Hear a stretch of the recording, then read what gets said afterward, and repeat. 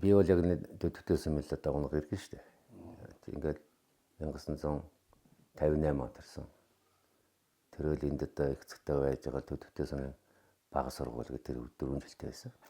Тэгээд 4 жилтэй байхад нь 1966 онд энэ сургуульд орсон. Дасцармаа багштай нэг юм бэ ингээд ороод. Тэгэл энэ сургуулиас эднийхэн боловсролыг асах заалгаж би чинь 24-өлээ 1974 онд энэ бага сургууль дунд сургууль болоход нь хамгийн анхны төгсөлтийг онцгой дунд багштай төгссөн. Манай ангийн багш онцгой дунд багш байлаа. Яг одоо анхны 8 дугаар ингээд дунд сургуулийн 8 дугаар төгссөн. Энэ сургуулийн түүхэн ой тэмдэглэх тухай асуудал бол тодорхой хэмжээгээр одоо сурч боловсрол эзэмссэн одоо тэрний төгсөгчд түүний хүүхдүүдийн их эцэг нь энэний одоо тодорхой хэмжээнд одоо энд анхаарч сэтгэлээс хандах асуудлын нэг мөн гэж одоо би бодоод байна. За учир нь яагаад гэхээр хүний хамгийн сайхан тийм гэгээлэг сайхан нас бол энэ сургуульд өнгөрдөхгүй. ертөнцтэй одоо холбогдож одоо мэдлэг боловсрол эзэмших нь хамгийн анхны асуудал нь сургуультай холбоотой байдаг. Тэгэхээр сургуулийн одоо 100 жилийн тэмдэглэнэ гэдэг асуудал бол өөрийнхөө нэг амьдралын тодорхой үе одоо өөрөөр хэлбэл төрсөн өдрөө тэмдэглэж байгаа. Бид нэг төрсөн өдөр гэж болоод нэг тэмдэглээд байгаа шүү. Одоо сүүлийн хүүхдүүд бол бүр их тэмдэг.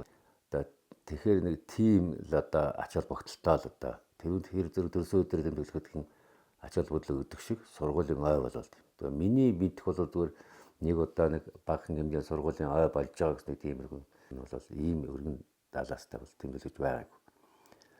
Ер нь тойргийн сумуудыг харахад энэ Нөмөрөг байна, Баян Дэс байна, Баян Айрхан байна, Цэцэн уул байна. Бүгдээрээ л одоо тодорхой хэмжээнд одоо тийм тэгш ойнуудад нь сургуулийнхаа баярыг тэмдэглээд байдаг. Зүгээр манай сумд бол харин ер нь огт тийм юм байна. Ер нь зүгээр яг зүгээр нэг үгийн далимд ингээл яхад энэ арай нэг жаахан энэ шийдвэр нь арай оройтсон ч юм уу.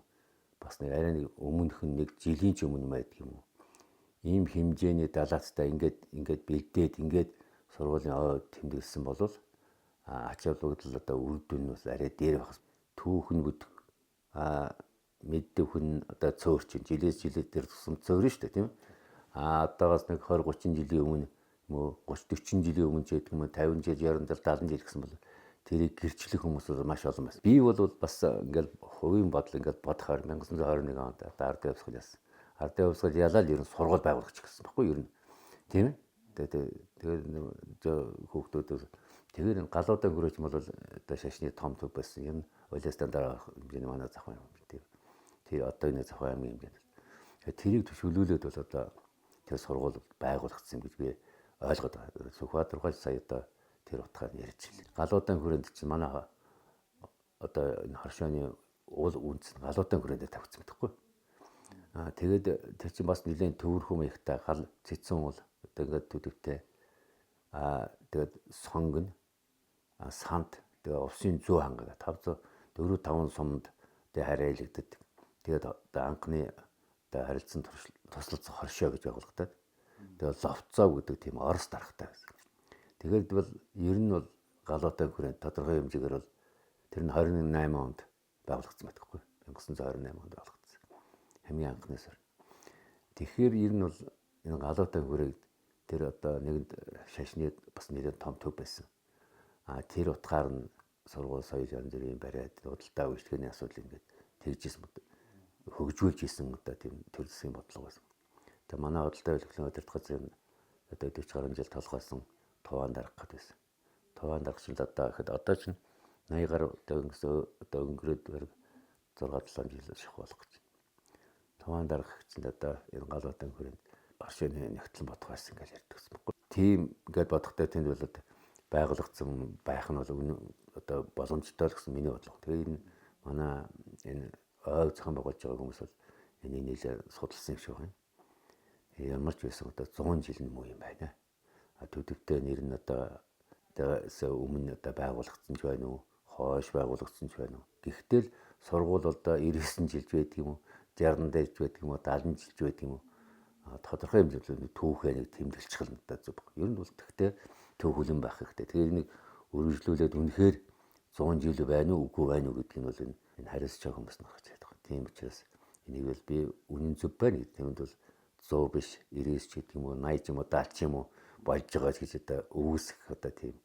Ер нь бол тэн дээр одоо тоон дээр нэг ач холбогдохгүйгээр тэмдэглэж чагаад нь бол ач холбогдох нь зүйтэй юм болсон тийм. Надад үйч байна, над миний дүүнерч байна.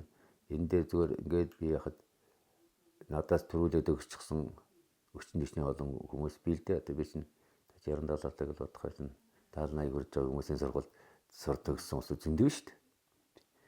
Тэгээд тэр хүмүүс бас одоо сайхан холбогдоод ярих хэрэгтэй. Ялангуяа тэр одоо энэ сургуулийн одоо байхгүй нь бол хамаахгүй. Байгаа тэр ахмадуудтай нь одоо бас олж хийж холбогддог. Бидний шинжилгээ анхны 8 гэдгээс нь утгаас нь яа тэрнээс доош тэр бага сургууль төгссөн өөр одоо тийш явсан өчтөн дэшний олон хүмүүс байгаа. Тиймэрхүү хүмүүстэй холбогдож тэр хүмүүсийг бас өөрөх заалах 100 жилийнхаа тэмдэглэлээр доолох нь зөвөл гэсэн би бас нэг тийм бодлоо өгдөг. Бага сургууль төгссөн ч бай, дунд сургууль, бүрэн дунд сургууль төгссөн ч бай. Эрдэнэ боловсрол аваач, эд хөрөнгөөрөөч тэгээд сум нэг сургуульд тодорхой хэмжээний дунд дэм туслалцаа үзүүлчих бол олон хүн бий л дээ. Тэгээд наашаа сэтгэл нь бол наашаал байгаа гэж би хөвдөө бодож байгаа. Нэг 100 жилийн нэг тоон дээр л бас нэг тодорхой хэмжээний ганц нэг хүн маргасан юм шиг л надад санагдсан. Надад бол тийм сонсогддог. Тэгээд ер нь бас энэ сургуульд сур төгссөн үеийн одоо төгсөгч нэр төвний их эцэг бай. Тэгээд би чинь хүүхдэд төгссөн эцэгч бай. Одоо миний 4 хүүхдийн сургууль төгсөөл явсан.